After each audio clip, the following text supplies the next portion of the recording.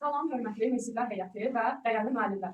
Biz Bakı şəhəri Sabunçu rayonu Elxan Misirxanov adına 71 nömrəli tam orta məktəbin 11C sinif şagirdləriyik. Qrupumuzun rəhbəri Ləman Məsəlova Niyazi qızıdır. Qrupumuzun adı elektrik tutumudur. Qrupumuzun üzvləri Məsimova Gülal, Məmmədvəliyeva Gülay, Novruzova Zöhrə Fatimə, İbrahimova Fatimə, Vəkilova Fatimə, Şirinli Fəridə bunlardır. Biz bu mövzunu dərsdə nəzəri olaraq deyil, praktik olaraq da öyrənmişik. Əvvəlcə mövzunu dərindən araşdırmaq, sonra öz ideyamız əsasında sadə lakin funksional bir maket hazırladıq. Biz bu layihə vasitəsilə kondensatör qövlələri və yarımkeçiricilərin əsas iş prinsiplərini sadə materiallarla canlandırmağa çalışırıq. Bu həm yaradıcı düşüncəmizi, həm də qrup şəkildə əməkdaşlıq bazarımızı inkişaf etdirdi.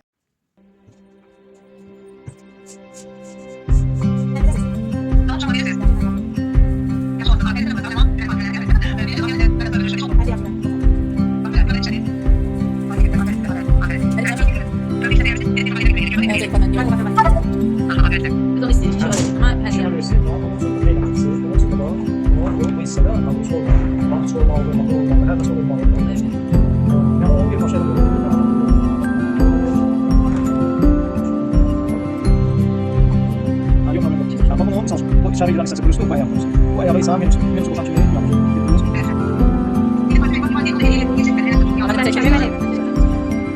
Bakın babanın minus ayağını sağlam bölüsünü girme. Bölüsüne vurulan minus. Görüyorsunuz yanma. Bu bir daha sosyete başlıyor. Bölüsünden minusu düz boşaltma. Nasıl yapıyoruz?